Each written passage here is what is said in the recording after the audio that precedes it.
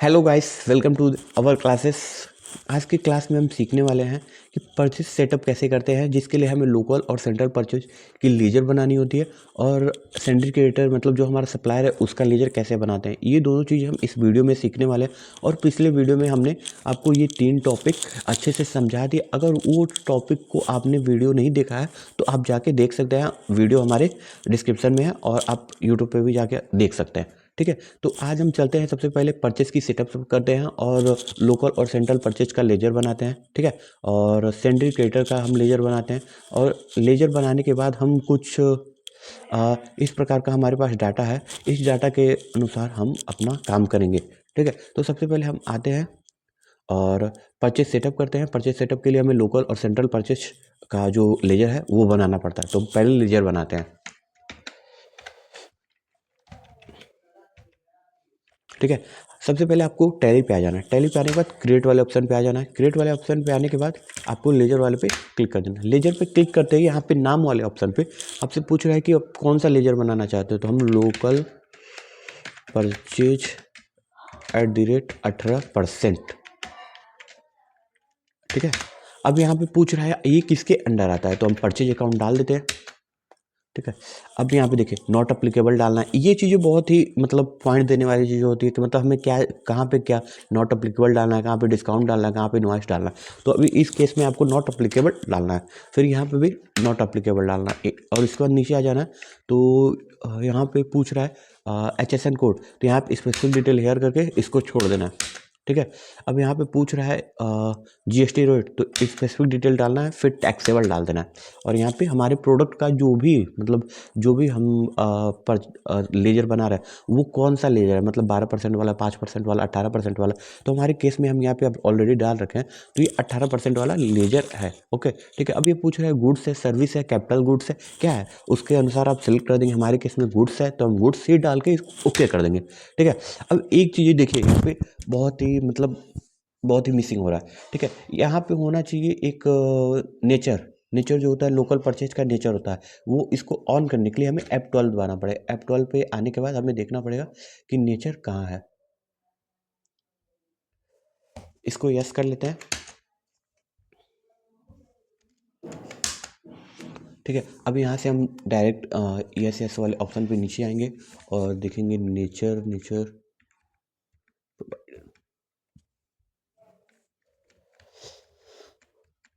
देखिए यहाँ पे आ गया, yes, select nature of transaction. ठीक है, इसको हम ऑन कर देंगे, फिर ओके, फिर कंट्रोल A। अब यहाँ पे फिर से हम आ जाते हैं।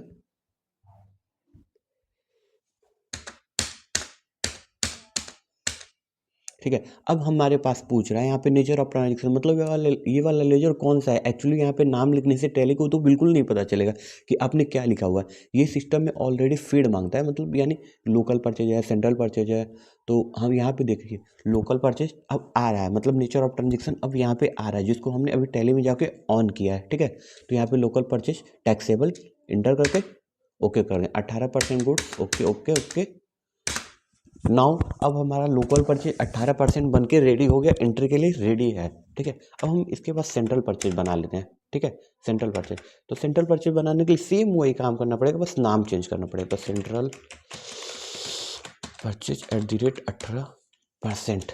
ठीक है, फिर यहाँ पे परचेज अकाउंट ही रहेगा क्योंकि हम परचेज की एंट्री करेंगे इस पर। फिर not applicable specific detail here, HSN code हमें डालना नहीं है यहाँ पे। और फिर यहाँ पे टैक्सेबल, फिर यहाँ पे पूछ रहा है कौन सा आपका मतलब लेजर कौन सा है, तो इंटर स्टेट परचेज, मतलब हम एक स्टेट से दूसरे स्टेट में गुड्स को सप्लाई कर रहे हैं, उसको इंटर स्टेट परचेज बोलते हैं। तो हम इस पर क्लिक कर देंगे, फिर यहाँ पे 18%, फिर ओके। ठीक है, हम इसके बाद ये रहा हमारा लोकल परचेज और सेंट्रल परचेज की एंट्री बन के रेडी हो गई। आइए एक बार इसको देखते हैं। देखिए ये रहा हमारा सेंट्रल परचेज, ये रहा हमारा लोकल परचेज, दोनों 18% के रेट्स पे बन के रेडी हो गए हैं। अब हमें क्या करना है टैली में, अब हमें क्या करना है, सेंट्री क्रेडिटर जो सप्लायर का लेजर होता है वो हमें बनाना है। परचेज करने के लिए ये सप्लायर का लेजर हमें बनाना ही पड़ता है।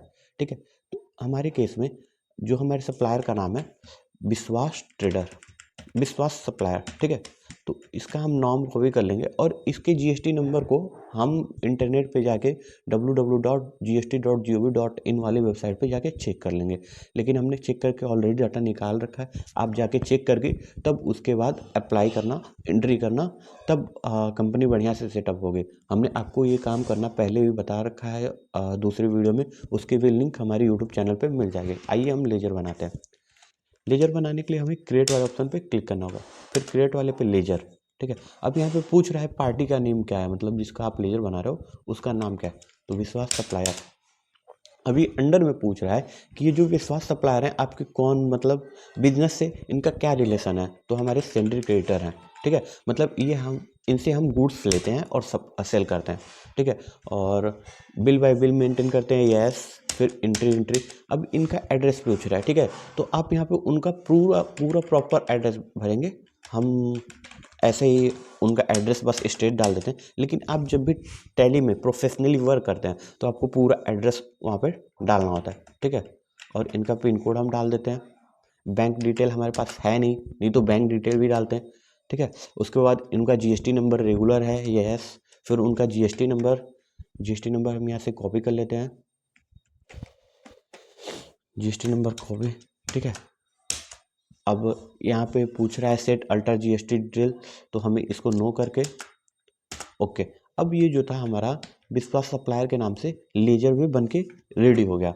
ठीक है, अब ये हमारे पास कुछ प्रोडक्ट्स हैं जिनको हम परचेज करेंगे विश्वास सप्लायर से, और परचेज करने के बाद परचेज की एंट्री करेंगे। ठीक है, परचेज की एंट्री करेंगे और उसके बाद आपको मैं परचेज की एंट्री करना सिखाऊंगा। ठीक है, एक बार फिर से देख लेते हैं विश्वास जी का जो लेजर था वो बन के रेडी हुआ है या नहीं। देखिए यहाँ पे विश्वास सप्लायर के नाम से एक लेजर बन के रेडी हो गया है। ठीक है, अब हम नेक्स्ट वीडियो में देखेंगे कि कैसे कैसे हम परचेज की एंट्री करते हैं।